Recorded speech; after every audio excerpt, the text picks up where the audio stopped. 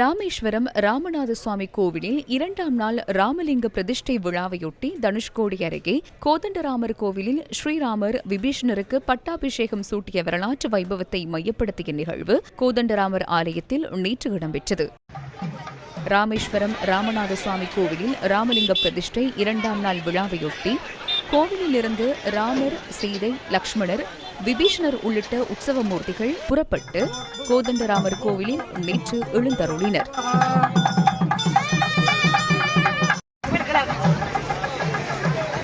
இதனையடுத்து விபீஷணருக்கு தலைப்பாகை அணிவிக்கப்பட்டு பட்டாபிஷேகம் நடைபெற்றது. இதனைத் தொடர்ந்து ஸ்ரீராமர் மற்றும் விபீஷணருக்கு மகா தீபாராதனை நடைபெற்றது. பட்டாபிஷேக விழாவில் ஏராளமான பக்தர்கள் பங்கேற்று சுவாமி தரிசனம் செய்தனர்.